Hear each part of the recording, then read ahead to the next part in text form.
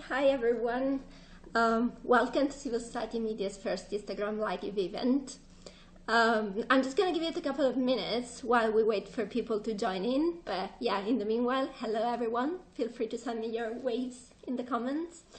My name is Val. I'm fundraising reporter at Fundraising Magazine and Civil Society Media, and I'll be presenting the live today. Hope everyone is doing okay at this very strange time, and yeah, surviving 2020, which has possibly been the longest year of everyone's life. But yeah, all good.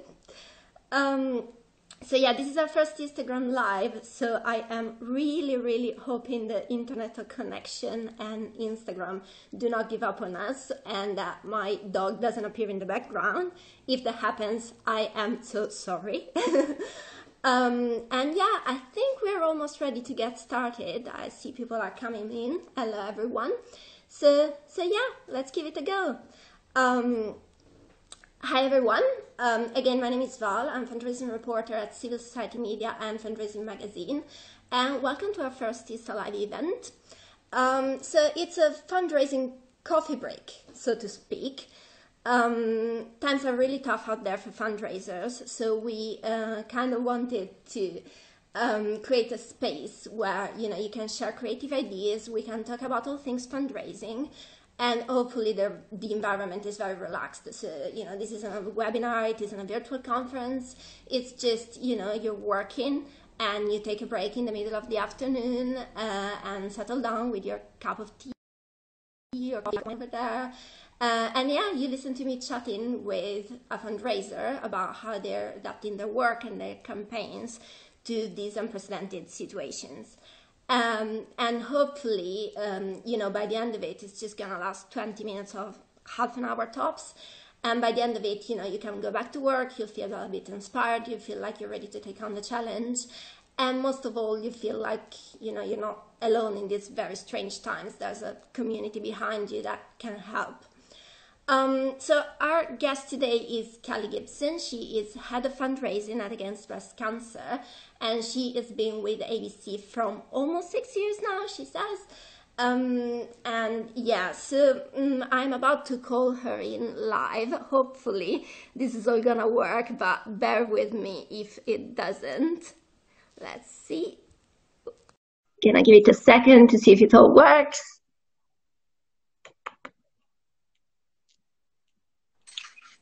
Yes, hello Kelly. Yeah, we managed this. How are you doing? I'm good, thank you. I'm glad it actually works. That was the only thing I was worried about. Yeah, that was the thing, wasn't it? That Instagram wasn't gonna give up on us.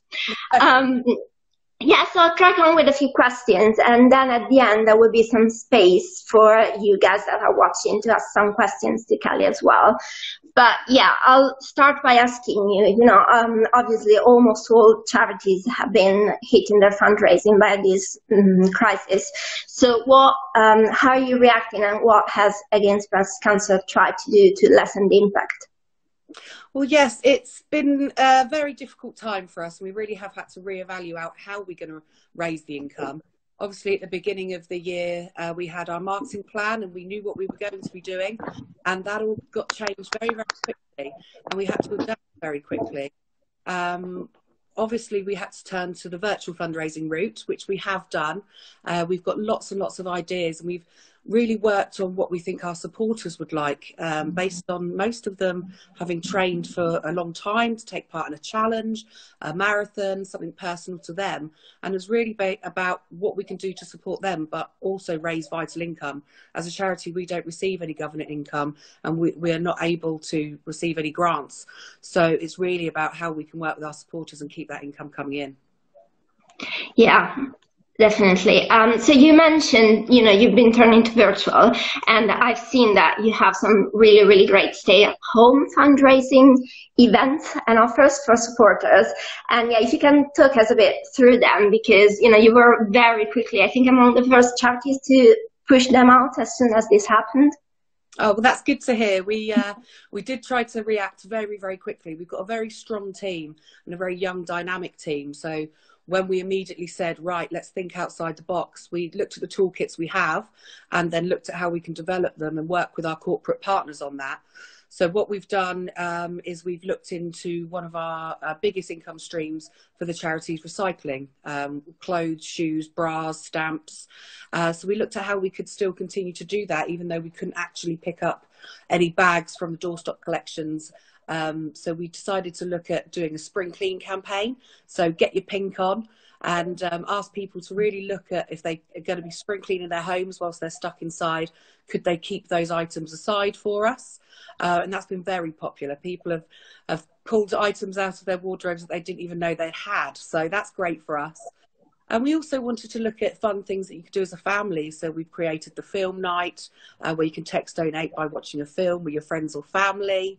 And we've also looked at the initiatives that are happening in the world and what's going on trending. So we're taking part in the 2.6 challenge, and some of our supporters, especially those that have trained for the challenges that they were going to be facing, like the London Marathon, they've decided to really take this on board, and some of them are cycling for 26 miles, some of them are running on the spot for 2.6 miles, and somebody's even planting 26 sunflowers and 26 items of clothes and putting it all over TikTok. So we're really very lucky that our supporters have got behind us. And so a whole page of ideas, as you've mentioned, online. Yeah, there's definitely a lot of stuff in there. Speaking about supporters, what kind of is your target? Is it especially young supporters? We have a very large demographic as a charity. We've seen that breast cancer affects men and women much younger, unfortunately. So we don't only associate, historically breast cancer would have been seen as a disease that affected the older community, but actually it's the younger community that want to get behind charities. It's those that want to do the challenges and create something for themselves, whether it be a legacy for a loved one, whether they're fighting something for a personal reason. There are many young people that are currently undergoing treatment for breast cancer, and there are a lot of people that are living with the managed disease of secondary spread breast cancer, which is what we raise income for our vital research into secondary spread. And we've seen some campaigns coming out of young people that we never thought possible, such as our Precious Stone campaign with Danielle and a company in Paris called BETC. That took our charity worldwide, and it was something that really did make us realise that we need to target and talk to every age group about this terrible disease. Yeah, and so you mentioned communicating with donors and supporters right now, and I would expect that pretty much every fundraising team in the country right now is trying to figure out how to do that. Yeah. At such a complicated time for everyone, and especially in your case you have supporters that can be particularly vulnerable. So how are you going about this? We've looked at a variety of different ways. So we've historically always sent out dot mailers, so they're a large email sent out to our supporter base, which we're still doing. We're looking at creating our new newsletter. It will be a flip book, an online flip book. And that not only lets everybody know what our current research is and what they could help us fund, but it's also looking at what they can look forward to taking part in later on in the year, and campaigns that they can take part in now virtually. So to give people ideas and give them, at the moment, I think I've read more books in the last few weeks than I've read in the last 2 years. So people want something to read, and people want to set themselves a goal. And I think people just want to do something and set themselves a target that they can do when they are eventually allowed out lockdown. Yeah, definitely. So looked at doing some hubs on Facebook, which are really popular. So our Sport and Challenge team set up some sporting hubs on Facebook, so that our supporters that had sort of trained for so long to take part in challenges could talk to each other and give each other ideas on how to maintain their level of fitness. For example, if you were training for the London Marathon, it's now not until October, so you feel you've got to train and keep up that energy for so much longer. So setting up the sports hubs and giving that a community feel has really worked out well with our supporters. Yeah. Fundraising was never an especially easy job, I guess, but it has become even harder. So, if you could pick one thing, well, except from obviously all this to end and coronavirus to go away, what would be the one thing that would make your job much easier right now? I think in this ever-changing climate, what we rely on as a charity, as I mentioned, we don't receive any government funding. What we would like to rely on is regular gifts. We will be running out a regular gifts campaign in the coming weeks, and it's just that relied on income where people can give it to us either through payroll giving or a regular gift online. It just gives us that stability to know that we can continue forward with our plight and this vaccine research, and it gives us more of a supporter base and more people that can come forward with their stories for their case studies, more people that can come and volunteer for us, as well as giving us that regular gift. It's how we can develop relationships with people to make them as passionate about our charity and our research as we are as fundraisers. Yeah. And instead, well, we've been talking about virtual fundraising and how to react to this, but obviously at some point this will end. As the Queen said, we will meet again and we'll go back to doing events finally. So once this is all over, what is one fundraising campaign or event you're looking forward to work on? It's a tough one, but I think we have a flagship event called the Breast Walk Ever. And historically, it was always a Reading to Oxford event, Oxford to Reading event. And then last year we launched another one for Berkshire. And this year we were launching a third one for Bath. And unfortunately, we've had to cancel the Bath and the Berkshire one. And we're hoping that we can keep our Berkshire, it's a Purley to Abingdon walk on the 9th of September. So we're hoping that one will go ahead. And that's the one I'm most looking forward to. It's one that's been with the charity for so long. It's all encompassing and inclusive. It's a 10K walk, a half marathon walk, or a full marathon walk. And we get the same faces that come back year on year because we change up the routes. And it's just a really brilliant event that everybody loves to take part in. And we've also this year added in the waggiest dog competition. So it's a walk where people can bring their dogs along, which people love. People love that animals are accepted onto this walk. So of course we also had to create the dog bandana. So we had some photo shoots with dogs. They were dogs from people within the office, and they brought them in, which was a fantastic day. And we did a photo shoot with them wearing their dog bandanas and ran a waggiest tail competition that doesn't actually close until August. So we're hoping we get lots of cute pictures of dogs to keep us amused for the coming months. that sounds the best. Yeah. Well, another conversation that's been going on, but possibly not enough, is the fact that, fundraisers are really busy and really stressed right now. But, we all need to take care of ourselves as well and our well-being and mental health. So what's your advice on that? What do you do, when you think like this job is getting a bit too much, I'm going to take a break and do what? Yeah, so it's very tough. We have some furloughed members of staff as well as staff that's still working. And it's about caring for everybody, those that are still in the workplace, albeit from home, and those that are not. And what we try to do as a team, we've set up a WhatsApp group, and that's for all members of staff. So, of course, there's fun and hilarity and many memes and videos sent back and forth on that. But I think the two main things I would say would be to keep in touch with family and friends virtually. There are some great packages out there where you can keep your children speaking to their grandparents and you can speak to your friends. But also we wanted to give something back to our supporters as well as our team itself. So we partnered up with various gyms and they're offering various exercise classes with obviously a fundraising element, but they can go everything from a gym class to a dance class to a yoga class. So we're all trying to take part in those as well as obviously taking regular exercise. We do want to do our daily walk, and we're all sending in photos of wooded areas on the WhatsApp group that we never knew existed near our homes because we always drove past them. So it's fantastic to get out there and see nature in your hour off, but also have the ability to do some exercise in your home. So that's why we wanted to partner with people that could give that to our supporters and to our team. Yeah, I guess one of the silver linings is that, you get to see better what's around you, like in the nearest areas of your house and everything, stuff you would never notice. So, well, got just like a few more questions and then I think we can wrap it up. But, so especially right now, if you could pick 3 qualities that, they're a must for a fundraiser, what would they be? Sense of humour. It's very important. I think many charities, there is always a need for empathy for the people that you're raising money for. So having an empathetic nature is very important, but also being able to bring in humour to it as well, in order to break up that feeling that you can get when you've spoken to somebody that potentially has been diagnosed or has some bad news or has lost somebody. So I would definitely say sense of humour and empathy are needed. I would also say a thick skin, because not everybody says yes.